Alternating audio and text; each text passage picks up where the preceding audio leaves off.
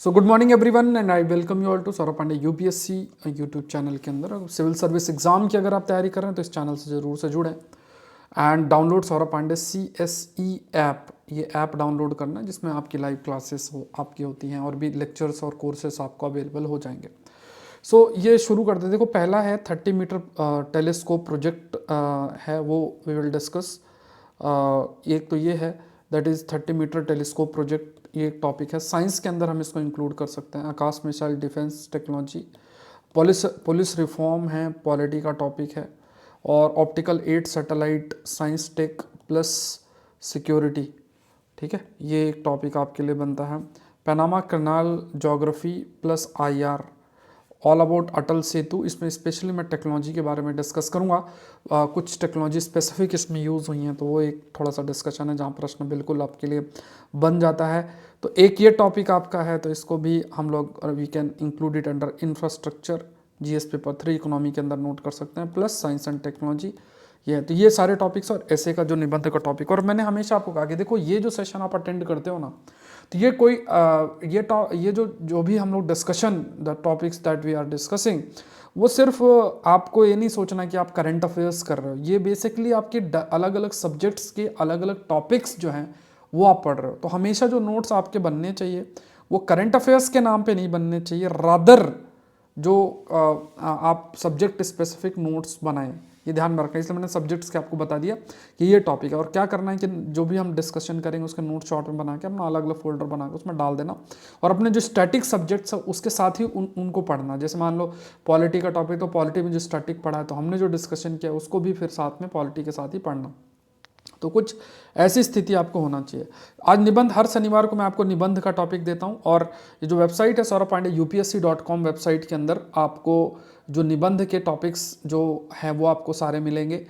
Mains questions के compilation का PDF भी डल गया है, तो अब डेली क्वेश्चंस जो है आप वेबसाइट पे भी जाके अपना देख के और अपना सॉल्व कर सकते हैं।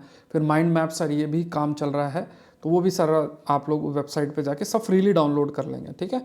So well done is better than well said, इस पे आपको लिखना है 1000 शब्द लिखना है। ये आपको देखो, निबंध लिखने का एक तरीका ये है कि सबसे पहले कोई भी एब्स्ट्रैक्ट जो ऐसे टॉपिक्स होते हैं उसमें आपकी थॉट डेवलप करना, बाकी चीज़ें कंटेंट स्ट्रक्चर धीरे धीरे बन जाएगा। कोई क्वेरी है तो आप मुझे मैसेज कर सकते हैं, इस नंबर पे आप लोग जरूर से, कोई भी क्वेरी है तो आप मुझे मैसेज कर सकते हैं।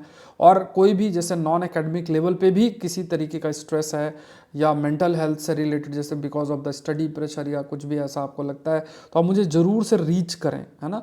मैं आपको एक सेपरेट नंबर भी दूंगा जिसमें हम लोग डायरेक्टली बात कर सकते हैं। इसमें कोई भी हेजिटेशन नहीं रखनी, खास तौर से किसी भी प्रकार का अगर आप स्ट्रेस फेस जो है वो फेस कर रहे हैं। काफ़ी सारे लोगों का कॉल आता है और मतलब मैसेज होता करते हैं, फिर we discuss on various aspect, बहुत सारी जो स्ट्रेटजी हम उस पर डिस्कस करते हैं।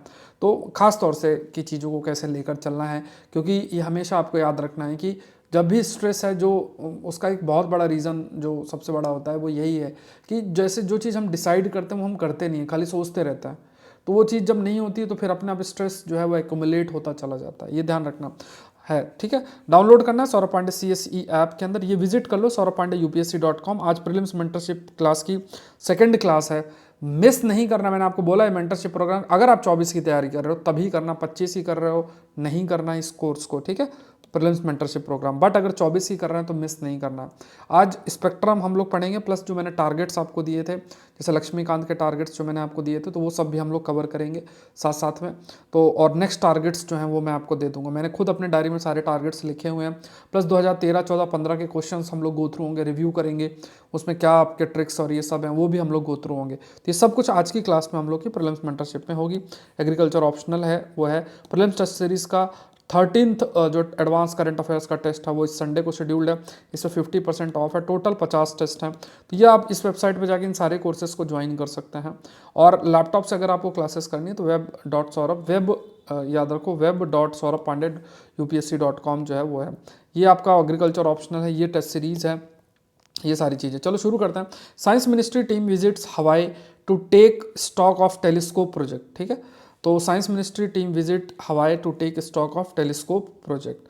तो यहाँ पे हमें जो डिस्कशन करना है, लाइक अभी जो हमारे लिए एक टॉपिक निकल कर आता है कि TMT जो 30 मीटर टेलीस्कोप है, क्योंकि इसी को विजिट करने के लिए एक डेलीगेशन जो है गवर्नमेंट ऑफ इंडिया ने, जो ministry of science and technology है, उसने सेंड किया है मौना किया, यहाँ पे सेंड किया, जहाँ पे आपका ये 30 मीटर टेलीस्कोप लगा हुआ है। क्यों लगा हुआ है? अब हमारे लिए देखो, एज अ यूपीएससी एस्पिरेंट हमें क्या सीखना है, हमारे मन के अंदर सबसे पहले क्या आना चाहिए कि 30 मीटर जो टेलीस्कोप प्रोजेक्ट है वो क्या है। दूसरा हमारे पास ये देखना चाहिए कि जो वॉल्केनो है इसकी लोकेशन क्या है, प्लस ये देखना चाहिए कि यहीं पे क्यों इसको लगाया गया है। बाकी हमने ये भी इसका डिस्कशन ऑलरेडी कर रखा है कि इसका फॉर्मेशन, जो वॉल्केनिक आइलैंड आर्क्स हैं, इनका फॉर्मेशन कैसे होता है, we have discussed earlier. TMT की बात करें तो 30 मीटर डायमीटर है इसका, एंड यहाँ पे मिरर ऑप्टिकल इंफ्रारेड टेलीस्कोप जो कि जो स्पेस है उसको ऑब्जर्व आपका करता है। तो यहाँ थोड़ा सा फीचर्स मैं आगे डिस्कस करूँगा अभी। एंड ये क्या है कि ये जॉइंट कोलैबोरेशन है जिसमें US, जापान, चाइना, कनाडा और इंडिया इसका हिस्सा है। ये फैक्ट याद रखना है कि जो TMT प्रोजेक्ट है इनमें से कैसे, मतलब प्रश्न कैसे बन सकता है कि जो TMT प्रोजेक्ट है उनमें उस प्रोजेक्ट में कौन कौन से देश जो हैं उसका हिस्सा है। तो इंडिया भी हिस्सा है, इसके अलावा US, जापान, चाइना और कनाडा। इंडिया का जो पार्टिसिपेशन है वो 2014 से जो है इसमें स्टार्ट आपका हुआ है।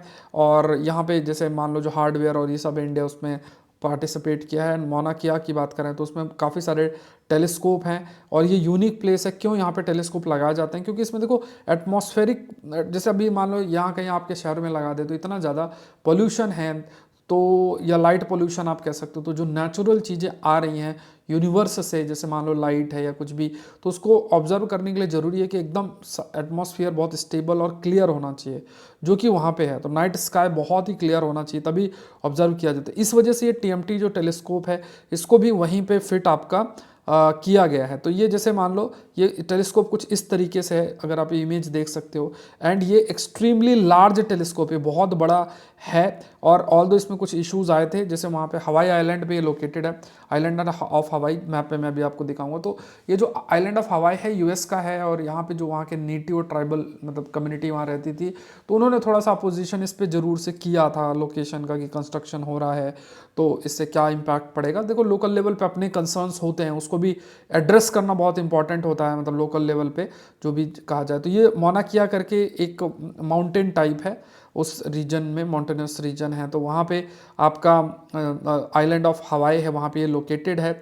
And it is consider to be the like largest visible light telescope है जो कि वहाँ पे लोकेटेड। अब इसके बारे में बात किया जाए तो 30 मीटर क्यों बोलते हैं, 30 मीटर टेलीस्कोप क्यों बोलते हैं? बिकॉज इसका जो डायमीटर है वो 30 मीटर का है, टोटल कलेक्शन एरिया है इतना है, रिजोल्यूशन 12 टाइम्स शार्पर है। अगर हबल इस टेलीस्कोप से देखें तो 12 गुना इसका वो है। मिरर की बात करें तो इसमें 492 सेगमेंट है, बहुत सारी रिफ्लेक्ट जो ग्लासेस लगी हैं जो लाइट को रिफ्लेक्ट भी करती हैं, और एक जाइंट प्राइमरी मिरर इस तरीके से बनता है। तो ये इसमें लगभग 492 सेगमेंट से कुछ फीचर्स हैं। देखो यूपीएससी में आजकल मेंस में भी ऐसे कुछ तरीके अपना लिया गया है कि they have started to ask questions, जो स्पेसिफिक फीचर से रिलेटेड क्वेश्चंस हैं, तो वो आज के समय में आप कह सकते हो कि प्रश्न जो है आज के टाइम पे बनते हैं। तो इसलिए थोड़े फीचर्स हमें पता होना चाहिए। प्लस देखो कुछ और भी इसके ऑब्जेक्टिव्स भी हमें देखना है कि आखिर ये किन किन चीज़ों में कार्य करना है। तो जैसे पहली चीज़ तो ये कि कैसे जैसे एक्सप्लोर करना, ब्लैक होल है, डार्क मैटर है, इनको करना। कमेंट सेक्शन में बताओ कि जो ब्लैक होल है, ब्लैक होल का जो फॉर्मेशन है वो किस टाइप के स्टार, मतलब उनकी जो लाइफ एंड होती है वो ब्लैक होल के रूप में होती है। ये आप कमेंट सेक्शन में बताना, ठीक है। और आज आप ये लोग जरूर से बताएं कि आप सभी लोग जितने लोग भी सेशन देखते हैं वो 2024 की कौन कौन तैयारी कर रहा है, एक बार कमेंट सेक्शन में जरूर से बताना है, ठीक है। अब इसमें देखो इंपॉर्टेंट जो क्वेश्चन है जो कि एस्ट्रोनॉमर्स फेस भी कर रहे हैं और जो कि इस टेलीस्कोप के माध्यम से उसको एक्सप्लोर करके देखा भी जाएगा। पहला, यूनिवर्स का कॉम्पोजिशन कैसा है, कैसे जो फर्स्ट गैलेक्सी है उसका फॉर्मेशन कैसे हुआ, ब्लैक होल और गैलेक्सी का क्या रिलेशन है, और स्टार और प्लैनेट्स कैसे बने, एक्स्ट्रा सोलर प्लैनेट मतलब बियॉन्ड जो हमारा सोलर सिस्टम है, तो वहाँ पे प्लैनेट्स उनका नेचर किस तरीके से, क्या कहीं लाइफ हो सकती है कि नहीं। तो इन चीज़ों को धीरे धीरे मतलब इस टेलीस्कोप के माध्यम से जो भी चीज़ें ऑब्जर्व की जाएंगी उस बेसिस में इन फर्दर क्वेश्चंस को भी एड्रेस किया जाएगा, इनको भी स्टडी किया जाएगा। तो इसका लोकेशन आप देख सकते हो, ये हवाई आइलैंड है, यहाँ पे ये लोकेटेड है। तो ये फैक्ट्स थोड़े से ध्यान में रखना है। ये ओशन कौन सा है, पैसिफिक ओशन के अंदर आपका लोकेटेड है। कमेंट सेक्शन बताओ कि पैसिफिक ओशन में एक बहुत ही फेमस जोग्राफिकल फेनोमेना होता है जो कि विश्व में अभी 2023 में हाई टेम्परेचर जो हुआ है उसके लिए भी रेस्पॉन्सिबल रहा है। उस फेनोमेना को क्या बोलते हैं, जरूर से बताना, ठीक है। चलो नेक्स्ट देखते हैं, DRDO conduct successful flight test of Akash missile. Akash missile की जो है फ्लाइट टेस्ट है, तो अगर आप देखोगे ना तो ये मिसाइल आकाश मिसाइल हम इसे कह सकते हैं। तो डीआरडीओ ने सक्सेसफुली जो है इसकी टेस्टिंग की है। तो आपको बस याद रखना है सरफेस टू एयर मिसाइल है, और ये चांदीपुर में जहाँ पे इंटीग्रेटेड टेस्ट रेंज है वहाँ से इसको किया गया। तो चांदीपुर कहाँ लोकेटेड, उड़ीसा के अंदर लोकेटेड है। एंड यहाँ पे देखो, यहाँ पे इसके कुछ फैक्ट्स आपको ध्यान में रखना है। तो ये इमेज के माध्यम से देखो, एक तो ये सरफेस टू एयर मिसाइल है, एंड ये क्या है, जो 5 कोर मिसाइल सिस्टम है उनमें से एक है अगर बात किया जाए। तो यहाँ पे जैसे इंटीग्रेटेड गाइडेड मिसाइल जो प्रोग्राम आपका था 1983 के अंदर जो लेकर आ गया था, तो उसमें से आकाश मिसाइल भी है। इंडियन एयरफोर्स और आर्मी जो है इसको इंडक्ट कर रही है। इसकी जो लेंथ है 5.6 मीटर है। इसमें जो 2 स्टेज रामजेट इंजन का इस्तेमाल किया गया। देखो स्क्रैमजेट और रामजेट इंजन्स जो है इस पर मैंने काफ़ी डिस्कशन किया है, तो मतलब काफ़ी हमने चर्चा कर रखी है। मतलब ये डिपेंड करता है कि जो ये रॉकेट्स आपके बनते हैं तो इसमें जो प्रोपल्शन सिस्टम इस्तेमाल होता है वो किस तरीके से है, और इस पर एक सेपरेट लेक्चर ही लेकर आना पड़ेगा स्क्रैमजेट और रामजेट इंजन पे। ऑल्दो मैंने बहुत बार इस पर डिस्कशन जो है वो किया। फिलहाल के लिए आपको ये समझना है कि इसमें आपको रामजेट रॉकेट सिस्टम का इस्तेमाल जो है वो किया गया है। 25 किलोमीटर इंटरसेप्शन रेंज है इसकी, 25 किलोमीटर तक, और मतलब इंडिजिनस है 96%। अगर आपसे पूछो फुली इंडिजिनस है तो नहीं है। 88% किल प्रोबेबिलिटी है। इस किसी एक स्पेसिफिक जोन में है तो वो टारगेट को जरूर से हिट करेगा, इसकी पॉसिबिलिटी लगभग 88% है। तो ये है। एंड ये क्या है कि इसका एम क्या रहता है कि जो भी एयरक्राफ्ट मान लो एंटर कर रही है, हेलीकॉप्टर है, कोई ड्रोन है या कोई क्रूज मिसाइल है, तो वो अगर आसपास है तो उसको डिस्ट्रॉय कर सकती है। आप कमेंट सेक्शन में बताओ क्रूज मिसाइल और बैलिस्टिक मिसाइल के बीच में अंतर क्या है। 2023 के साथ प्रीलिम्स में भी ये प्रश्न आपका आया हुआ है और इस पर हमने काफ़ी डिस्कशन भी ऑलरेडी कर रखा है। नेक्स्ट देखते हैं, case diary for the Indian police. ये पुलिस रिफॉर्म का टॉपिक है। पुलिस रिफॉर्म एक इंपॉर्टेंट टॉपिक आपका जीएस पेपर 2 मेंस के लिए है। तो ये टॉपिक आपका मेंस के अंदर पॉलिटी सेक्शन के अंदर आपको नोट करना है।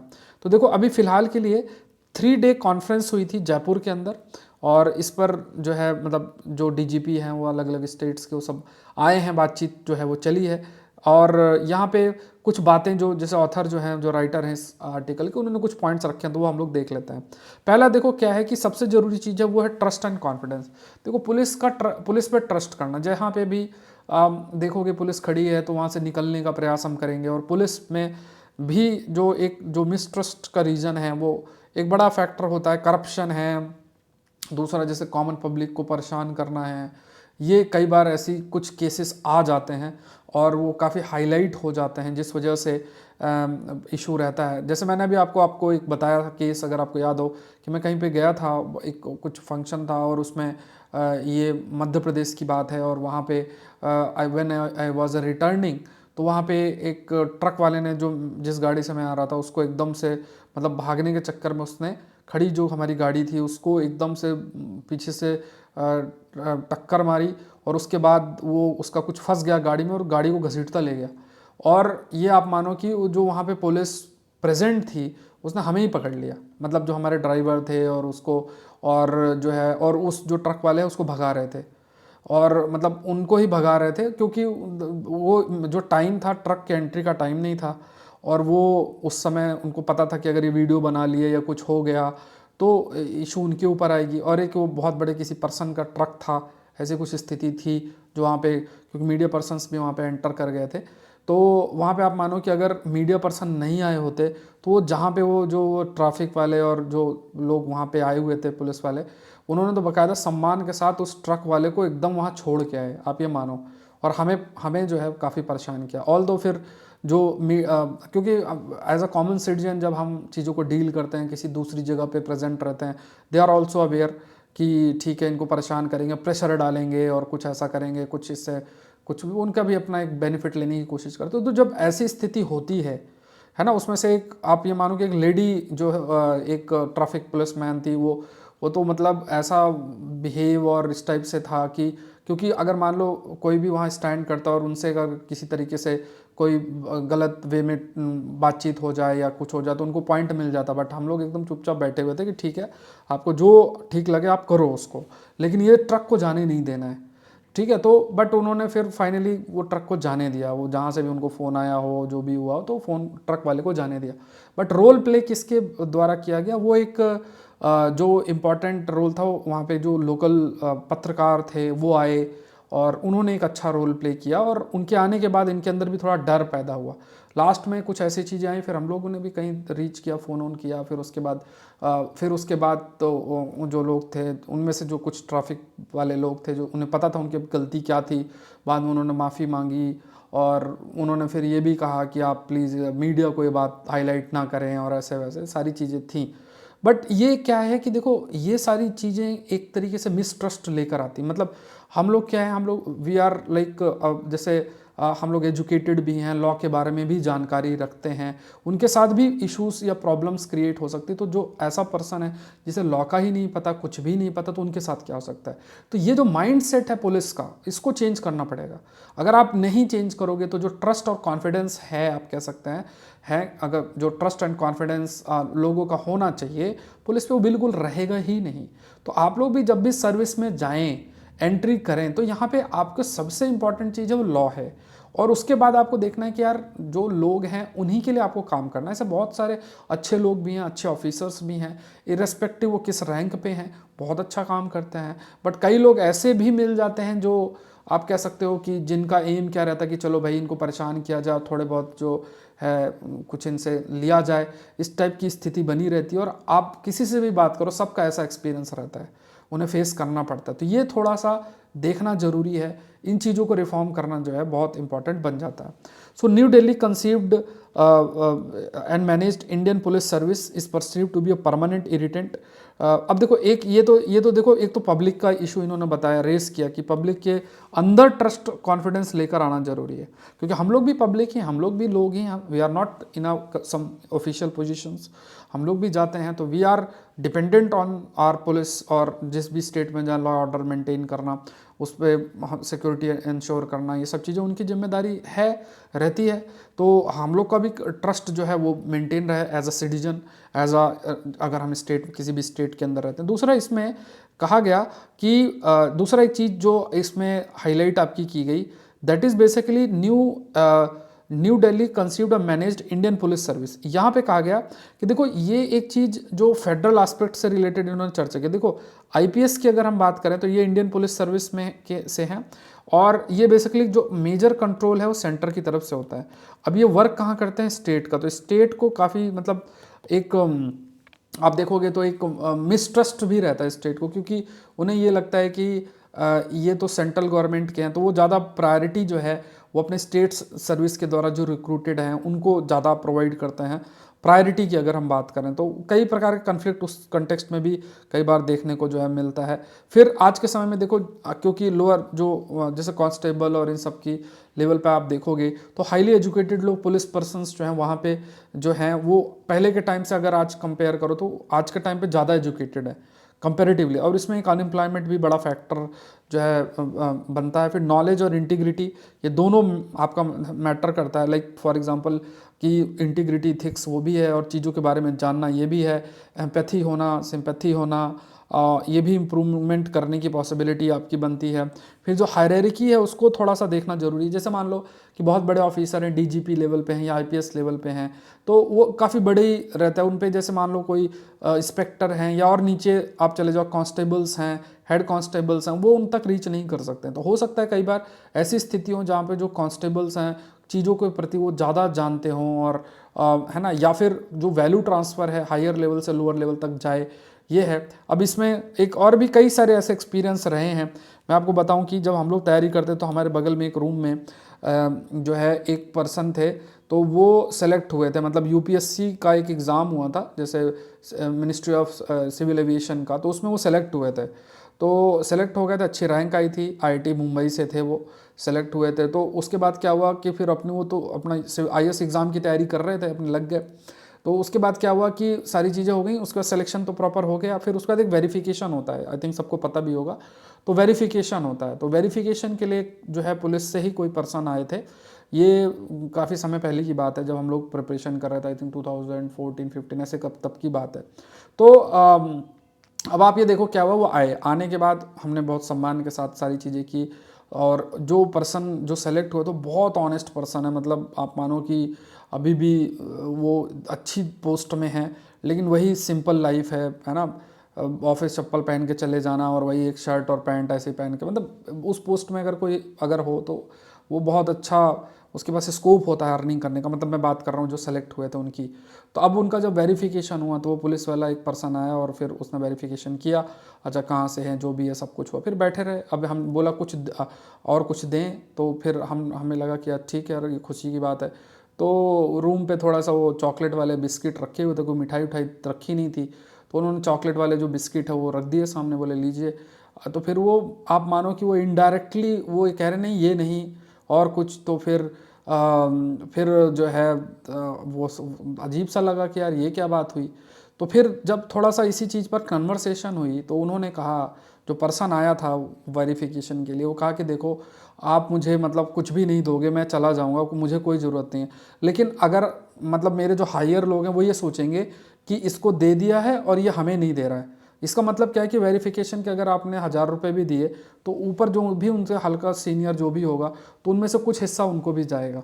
मतलब इतनी छोटी छोटी चीज़ें जो है आप एक्सपीरियंस करते हो। तो ये चीज़ें क्या है कि अगर हायर लेवल पे ही इस टाइप का एक मतलब करप्शन का भूख होगी या मनी के प्रति इतनी भूख होगी, तो फिर लोअर लेवल पे वो ज़बरदस्ती चीज़ों को करवाएंगे। तो हायर लेवल पे तो नहीं जाएगा कोई मांगने, तो लोअर लेयर से मंगा के और ऊपर पैसा ट्रांसफ़र होना। तो ये ऐसे एक्सपीरियंस जो है वो होते हैं।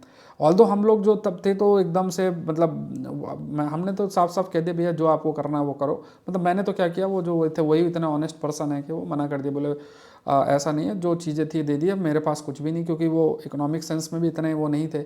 और उन्होंने कहा कि मैं आपको जो है ये पास वाली मिठाई की दुकान है वहाँ से मिठाई लेके ज़रूर से देना चाहूँगा।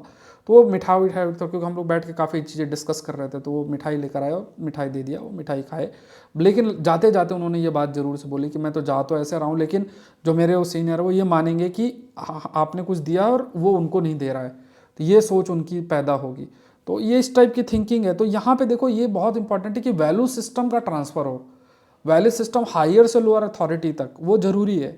और देखो पुलिस उसमें भी सब ऑनेस्ट है। सैलरी अब इतनी कम, मान लो बड़े शहर में रह रहे हैं, सैलरी बहुत कम है, अब बच्चे पढ़ाने हैं, रहने हैं, सारी चीज़ें हैं, तो वो सर्वाइवल वाली बात भी है, तो वो सैलरी पार्ट भी देखना ज़रूरी है ना। तो कि अब सर्वाइव ही नहीं कर पा रहे हैं, इतनी कम सैलरी है कि सर्वाइव ही नहीं कर पा रहे हैं, फिर सोशल प्रेशर और आज के टाइम पे मेटरलिस्टिक माइंडसेट और सब चीज़ें होती कि लोग फिर पैसा ही देखते हैं कि कौन सी गाड़ी, कौन सा घर है, कौन सी कपड़े किस कम ब्रांड के पहने, उसी बेसिस में लोगों को तौला जाता है कि यार हाँ ये इसकी ज़िंदगी किस तरीके से है वो मेटरलिस्टिक आस्पेक्ट से तौला जाता है। तो उसमें अनटच्ड जो है पुलिस पर्सनल भी नहीं रहते हैं। तो ये वैल्यू सिस्टम का ट्रांसफ़र हाईएस्ट लेवल से ही हो सकता है। और असल में तो देखो समाज का जब ट्रांसफॉर्मेशन होगा धीरे धीरे, जब मोरालिटी एस्पेक्ट को ज़्यादा आप कह सकते हो कि वैल्यू मिलेगा रादर देन मैटरलिस्टिक एस्पेक्ट को, तो ये डिपेंड करता है सबके अपने अपने वैल्यू सिस्टम। और ऐसे बहुत ऑफिसर्स हैं जो बहुत हाईएस्ट लेवल का आप इंटीग्रिटी मेंटेन करते हैं। मीडिया में मतलब कुछ लोग के नाम तो आप भी जानते होंगे, लेकिन कुछ ऐसे लोग भी हैं जिनका ठीक है नाम हमें नहीं पता, हाईएस्ट लेवल का इंटीग्रिटी जो है वो रहते हैं। कई ऐसे भी मैंने देखे हैं जो मतलब एजुकेशनल, मतलब एक बड़ी यूनिवर्सिटी है राजस्थान में, उसके वीसी रहे हैं अभी कुछ समय पहले की बात, मतलब कुछ समय पहले का मतलब 8-10 साल हो गए होंगे। तो वो नहीं 8-10 नहीं, मतलब 4-5 साल की बात है। तो वो वीसी थे एक बड़े यूनिवर्सिटी के, तो 1 रुपये सैलरी लेते थे। बोले मेरी लाइफ मतलब वो है, मुझे 1 रुपये सैलरी ही लेनी है, 1 रुपये लेते थे सैलरी। तो बहुत हाईएस्ट लेवल की इंटीग्रिटी वाले लोग भी हैं, ऐसा नहीं है वो। और ऐसे लोग जब सामने आते हैं, यंग जनरेशन जब उनको देखती है, तो वो फिर काफ़ी मोटिवेशन उनको मिलता है और इन्हीं को रोल मॉडल बनाने की ज़रूरत है। अब देखो कि अब समाज जो है वीडियो में उन वीडियोस को देख रहा है जहाँ पे मतलब जैसे आप देखो ना, कोई अपनी गाड़ी दिखा रहा है, कोई पैसे के पैसे बंडल लेके बैंक में जा रहा है, और हम लोग मतलब यूथ की बात की जाए उनको फॉलो कर रहा है, तो वो क्या किस चीज़ को अप्रिशिएट कर रहा है? वो अप्रिशिएट कर रहा है कि अच्छा इसके पास इतना पैसा है, इसके पास इतनी बड़ी गाड़ी है, इसके पास ये है।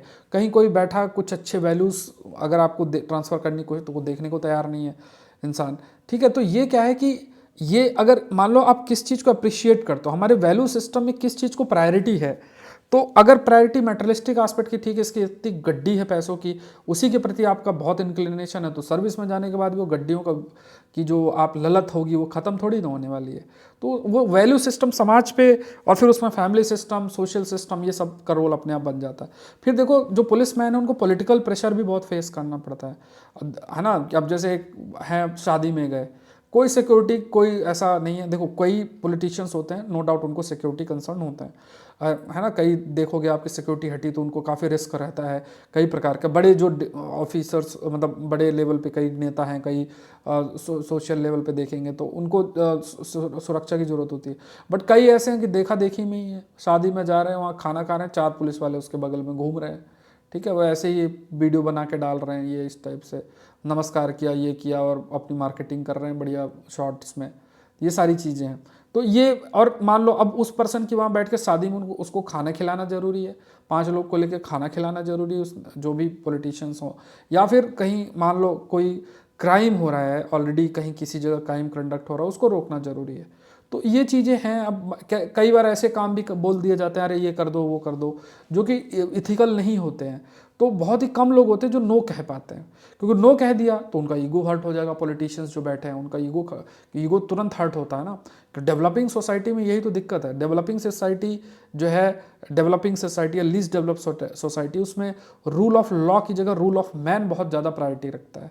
तो उसको लगता है यार मैं ही राजा हूँ यहाँ का। ऐसे बहुत सारे यूपी में बड़े बड़े भैया डॉन टाइप लोग थे, जो नो बोल दिया पुलिस वाले ने तो उसको फिर जो है आप कह सकते हैं कि नुकसान पहुंचाना स्टार्ट कर दें, ट्रांसफ़र कर दिया। या कई जगह पे और भी एक्सट्रीम स्टेप जो है ले लिए जाते। कई बहुत बड़ा एक ऑफिसर मध्य प्रदेश में था, तो सैंड माफिया के खिलाफ बहुत काम किया, लेकिन उन्होंने बहुत काम किया। तो अब उसको फिर, अब देखना कुछ समय पहले की बात है, तो उसमें फिर वो जो सैंड माफिया है, जो भी रीज़न रहा वो, और अच्छे रैंक में ऑफिसर थे, अच्छी रैंक आई थी, 40s में रैंक आई थी, फिर भी आईपीएस लिया। और उसके बाद जो है वो वही जो बालू लेने वाली जो उससे उनको मार दिया गया। तो अब उसमें फिर ज़्यादा पता नहीं क्या अपडेट हुआ क्या हुआ। तो ये सब चीज़ें हैं, रहती हैं। तो जो नो बोलेगा उसको अलग डेंजर फेस करना पड़ता है। और अगर मान लो कि अगर नो बोल भी दिया, तो अगर उस नो बोलने की क्षमता कब आएगी? जब वो ऐसा कल्चर होगा।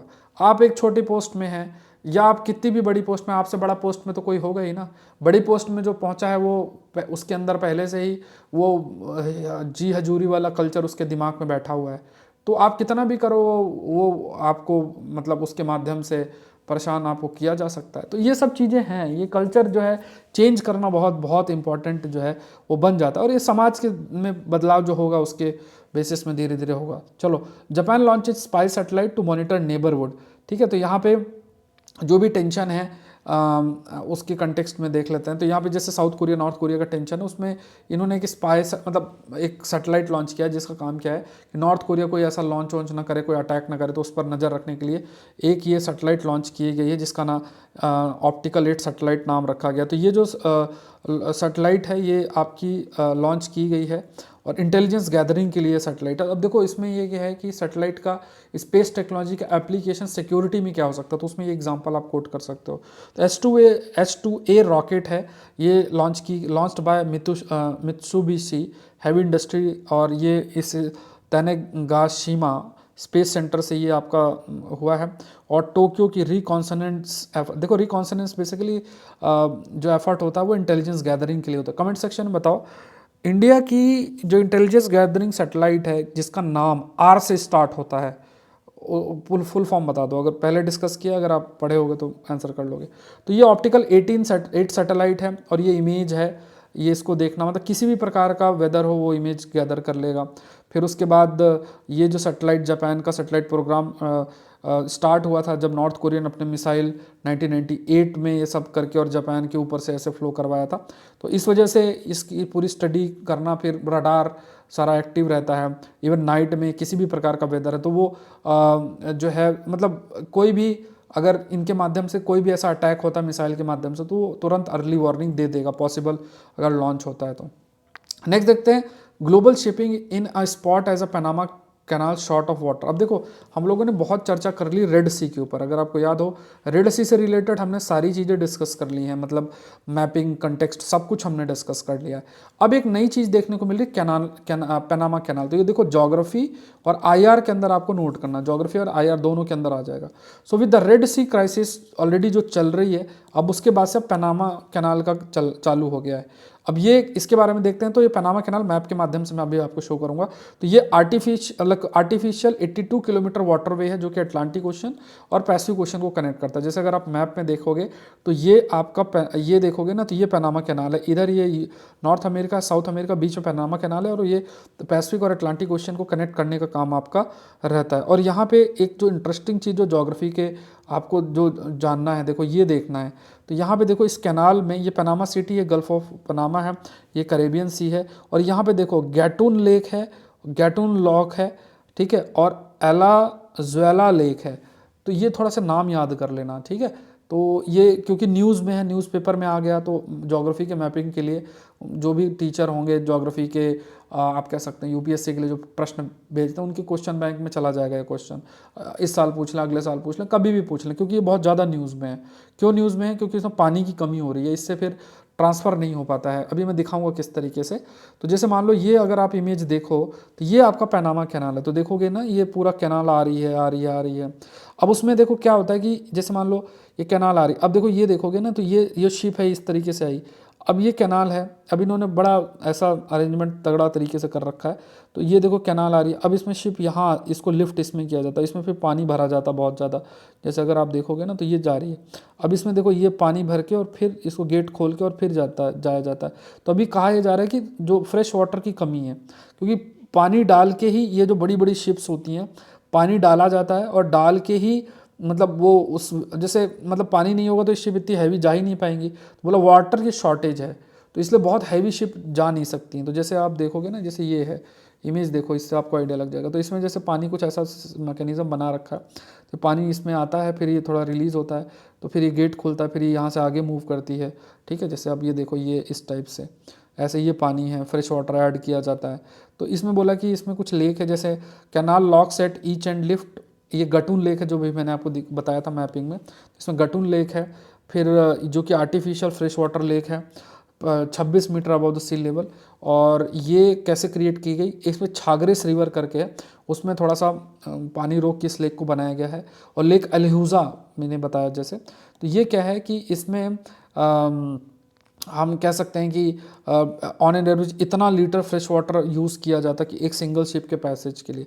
अब अभी कहा जा रहा है कि जो वाटर लेवल है गटून लेक के अंदर वो रिड्यूस हुआ है, क्योंकि देखो ये जो छागरेस रिवर है यहाँ से, क्योंकि पानी आप देखो ना कितना ज़्यादा है, तो ये पानी फ्रेश वाटर यहाँ नहीं है, किसी के पानी को रोक के और ये गटून लेक में पानी जाता है, मतलब ये लेक बनी उन्हीं को पानी को रोक के। तो पानी अगर इन रिवर्स में नहीं होगा तो इसमें नहीं आएगा, अगर ये पानी इसमें नहीं आएगा तो फिर ये आप देख लो ये पूरा मूवमेंट अफेक्ट हो जाएगा। तो एक तरफ रेड सी अफेक्ट हो रही है, दूसरी जगह ये पनामा कैनाल का ये जो चल गया, ठीक है। Let's move to the next. India longest sea bridge which provides link to Navi Mumbai inaugurated by honourable prime minister, ठीक है। तो यहाँ पे आप देखो कि एक टॉपिक मतलब समझना है आपको। अभी एक और भी इसके ऊपर देखोगे ना, फ्रंट पेज पे आया हुआ है, जिसमें ऑनरेबल सुप्रीम कोर्ट ने कुछ बोला है, मतलब इलेक्शन कमीशन और उसका जो नया अपॉइंटमेंट का रूल आया उसके कंटेक्स्ट में। देखो उसमें आर्टिकल आ जाएगा, इसलिए मैंने हेडलाइन कवर नहीं की। अभी 1-2 दिन के अंदर उसमें पूरा आर्टिकल आ जाएगा, तो फिर उस तरीके से ध्यान है, ठीक है। अच्छा, संडे का सेशन में टाइम थोड़ा फ्लेक्सिबल रहता है, 12 साढ़े 12 तक आपको संडे को सेशन होगा। आई थिंक ये चीज़ आप जानते होंगे। तो चलो यहाँ पे देखते हैं, इंडिया लॉन्गेस्ट सी ब्रिज यहाँ पे प्रोवाइड करता है। अब इसमें मैं देखो ये चीज़ तो आप लोग पढ़ ही लोगे, लेकिन एक इंटरेस्टिंग चीज़ भी आपको डिस्कस करूँगा, इसको इंफ्रास्ट्रक्चर और इकोनॉमी के अंदर नोट करना। अटल सेतु नाम है इसका, लॉन्गेस्ट ब्रिज है और also the longest sea bridge consider किया जाएगा। इसमें क्या है कि मोबिलिटी इम्प्रूव होगी, और यहाँ पे Mumbai harbour trans harbour link है, इसका नाम अटल बिहारी वाजपेयी सेवरी नवा सेवा अटल सेतु नाम रखा गया है। इतना इस किलोमीटर के इतने, ये सब आप देख लेना। एंड ये कनेक्टिविटी अच्छी देगी मुंबई इंटरनेशनल एयरपोर्ट से नवी मुंबई तक का, और ये travel time Mumbai to Pune भी रिड्यूस कर देगी, गोवा एंड साउथ इंडिया। और ये कनेक्टिविटी मुंबई पोर्ट और जवाहरलाल नेहरू पोर्ट पे कनेक्टिविटी भी आपकी इम्प्रूव होगी। और इसमें जो लाइट यूज़ किए गए हैं वो इस बहुत इंटरेस्टिंग हुई है, जिससे कि एक्वेटिक लाइफ, मतलब जैसे समुद्र के ऊपर पुल है तो एक्वेटिक लाइफ ना होता है, ऐसा नहीं कि दिन भर ऐसे जो बहुत तेज़ ऐसी लाइट चल रही है कि आसपास के जीव जो है परेशान हो जाए। फिर एक कंसेप्ट यूज़ हुआ है रिवर्स सर्कुलेशन रिंग का कंसेप्ट यूज़ हुआ है, जिससे कि जो साउंड है वो बहुत ज़्यादा ना हो, और जो कि क्योंकि हाई जो साउंड है, साउंड एनर्जी का पोल्यूशन अगर होता है या साउंड पोल्यूशन होता है तो उससे भी मैराइन लाइफ, समुद्री जीव अफेक्ट होते हैं। और मोस्ट इंपॉर्टेंट जो फीचर है क्योंकि ये जो आपका रिवर्स सर्कुलेशन रिंग जैसी चीज़ें यूज़ हुई हैं, तो इसका जो इस ब्रिज का एक बहुत इंटरेस्टिंग और इम्पॉर्टेंट चीज़ ये है कि इसने एनवायरमेंट सस्टेनेबिलिटी, जो पर्यावरण है उसका भी काफ़ी ध्यान में रखा है। ऑल्दो आप देखो, अब ज़रूरत तो होती ही है, लेकिन अगर आप कोई भी किसी भी प्रकार का कंस्ट्रक्शन करते हो तो उससे पर्यावरण तो अफेक्ट होगा ही, बट मिनिमम नेगेटिव अफेक्ट हो ऐसा इंश्योर किया गया है कुछ चीज़ें करके। ठीक है, तो यहाँ पे बॉम्बे नेचुरल हिस्ट्री सोसाइटी ने प्रॉपर सर्टिफिकेशन भी दिया है कि हाँ, इसने मतलब एनवायरमेंट सस्टेनेबिलिटी का ध्यान में रखा। अब इसमें देखो, एक रिवर्स सर्कुलेशन रिग का इस्तेमाल हुआ है। अब ये क्या है कि ये जो रिग है ये बेसिकली यूज़ की जाती है जो साउंड और वाइब्रेशन है उनको एब्जॉर्व करने में। तो इससे क्या होता है कि जो भी मतलब गाड़ियाँ चल रही हैं और उससे दो धम धम धम हो, जैसे आपके छत के ऊपर कोई खड़ा होकर 2-4 बार कूदे तो नीचे कितनी आवाज़ आती है। बट अगर रिवर्स सर्कुलेशन रिग का इस्तेमाल हो, छत पे नहीं मतलब ब्रिज में, तो जो गाड़ियाँ जा रही हैं उसका जो वाइब्रेशन होगा ना और साउंड होगा वो मैराइन लाइफ को अफेक्ट नहीं ज़्यादा कर पाएगा। तो आपको याद रखना है कि recently reverse circulation rig news में था, ये किस लिए यूज़ होता है। फिर इको फ्रेंडली लाइटिंग का भी इस्तेमाल इसमें जो है वो किया गया है। मतलब लाइटिंग कुछ इस तरीके से की गई है जिसमें कि एक्वेटिक एनवायरनमेंट इतना अफेक्ट ना हो। ठीक है, आज आपकी मेंटरशिप प्रोग्राम की सेकंड क्लास होगी, पहली क्लास हो चुकी है। अभी भी जो आपके पास चांस है आप लोग कर लें। 11:30 बजे क्लास शेड्यूल्ड है, और उसमें जो मैंने टारगेट आपको दिया था पहली क्लास में उसको हम लोग रहेंगे, उसको हम लोग डिस्कशन लेकर चलेंगे। ठीक है, तो इसे टॉपिक देख लो, well done is better than well said. तो ये 1000 शब्द ऐसी चीज़ों में लिखने की आदत डालो। इधर उधर बहुत नहीं आपको परेशान होना है। ठीक है, जैसे मान लो अब चीज़ें करने पे बिलीव रखो, इसलिए मैंने देखो ऐसे टॉपिक भी क्या है। ठीक है, बोलना है और इधर उधर नहीं कि इधर दिन भर वीडियो 50 लोग से सजेशन और इस सब में लगे हो, उतना कोई इसका बेनिफिट नहीं। कर्म करना स्टार्ट कर दो, चीज़ें अपने आप इंप्रूव होती चली जाएंगी। ठीक है, अच्छा, सौरभ पांडे यूपीएससी वेबसाइट में देखो डेली करंट अफेयर का पीडीएफ डलता ही है। मंथली कंपाइलेशन अगर आपको हिंदू का चाहिए तो वहाँ वो भी मिल जाएगा। मेंस क्वेश्चन का कंपाइलेशन चाहिए वो भी है। Geography environment science reporter magazine बहुत इंपॉर्टेंट है, आपको एटलीस्ट 1 साल की कवर करनी पड़ेगी, इसको कर लेना। ठीक है, तो नवंबर वाला इशू पब्लिश होगा, ये भी फ्री अवेलेबल है, सारा कंटेंट इस वेबसाइट में आपको मिल जाएगा। ठीक है, और ये कोर्सेज भी इसी वेबसाइट पे आप जाके एक्सेस कर सकते हो। देखो, क्लासेस अगर आपको एक्सेस करनी है तो इसमें आप याद रखो, अगर आप लैपटॉप से करना तो web.saurabpandeyupsc.com वेबसाइट के माध्यम से आपको क्लास नहीं अटेंड करनी। ठीक है, तो web.saurabpandeyupsc.com और सौरभ पांडे CSE ऐप आपको डाउनलोड करके और अपनी क्लासेस करनी है। एग्रीकल्चर ऑप्शनल भी लाइव है। ठीक है, और ये सब मेंटरशिप प्रोग्राम है। मेंटरशिप प्रोग्राम में जैसे ही आप ज्वाइन करो तो ये मुझे मेल कर देना सारी जानकारी, इनके सोर्सेस आपके क्या हैं और स्कोर जीएस में क्या है, सीसेट में क्या है, और जो जो टारगेट्स मैंने पहली क्लास में दिए हैं उसको आपको आज रिव्यू होगा। मतलब आज सैटरडे है तो हमारे मंडे और सैटरडे 2 दिन क्लासेस रहेंगी। मंडे को टारगेट जिसे दिया जाएगा और सैटरडे को रिव्यू होगा, और आपको फोकस करना है इन पे। ठीक है, सारी चीज़ें। अभी मैं कुछ और कोर्सेस आपके लिए लेकर आऊँगा, जैसे एग्रीकल्चर का कोर्स है, उसके बाद आपका IR का कोर्स है और एडवांस करंट अफेयर्स का कोर्स है। 3 कोर्सेस आपके आएंगे। उसके बाद जो है यहाँ पे यूट्यूब में फ्री आपको मैं लक्ष्मीकांत कराऊंगा, GC लियोंग कराऊंगा और स्पेक्ट्रम कराऊंगा, जनरल साइंस कराऊंगा। सब फ्री क्लासेस रहेंगी। ठीक है, यूट्यूब में सारी फ्री रहेंगी। चलो, Saurabh Pandey UPSC YouTube channel पे आप इसका PDF और ये सब कर ले सकते हो। तो आज के लिए इतना ही। आई होप ये सेशन आपके लिए हेल्पफुल रहा होगा। मिलते हैं नेक्स्ट सेशन के अंदर। Thank you everyone, thank you.